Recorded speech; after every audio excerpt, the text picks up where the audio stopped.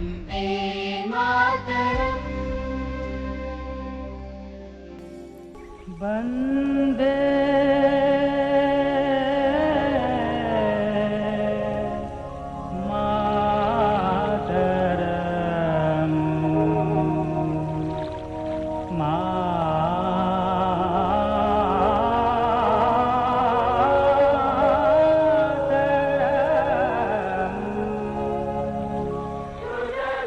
स्वाधीनता संग्राम के दौरान वंदे मातरम गीत केवल एक गीत नहीं था, बल्कि देशभक्ति की भावना का प्रतीक और राष्ट्र जागरण का सबसे लोकप्रिय नारा था।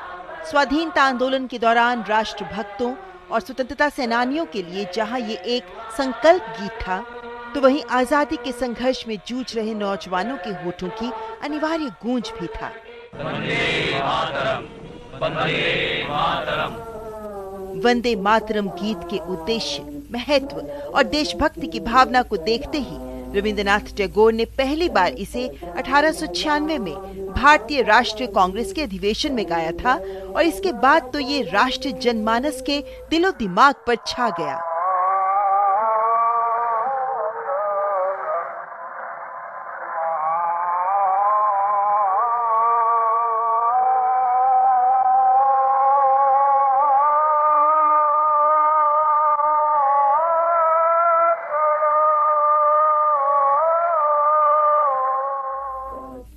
वंदे मातरम गीत की ताकत देखने को मिली 1905 में, जब ब्रिटिश सरकार ने बंगाल को विभाजित करने का कुटिल निर्णय लिया। अंग्रेजों के इस बंग भंग निर्णय के खिलाफ शुरू किए गए स्वदेशी आंदोलन के दौरान वंदे मातरम सबसे प्रमुख नारा बन गया।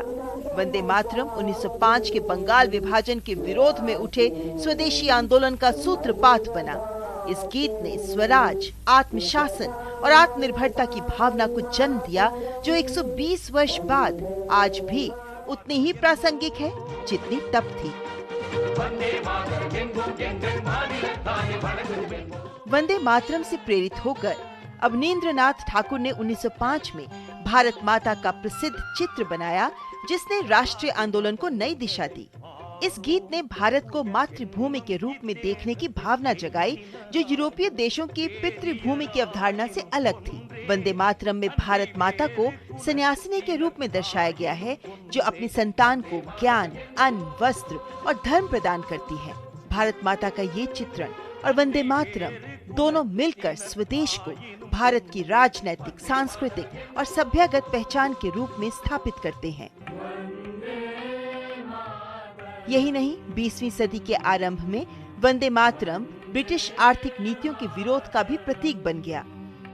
अरबिंदो घोष, लाला लाजपत राय और बाल गंगाधर तिलक जैसे नेताओं ने वंदे मातरम को एक जन घोष के रूप में इस्तेमाल करने का आह्वान किया, जिसे हर भारतीय ने सर आंखों पर लिया।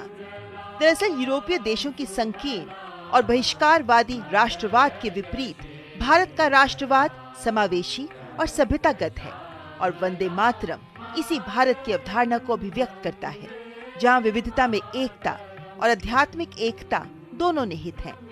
इसीलिए श्री अरबिंदो ने वंदे मातरम को भारत के उत्थान का मंत्र कहा।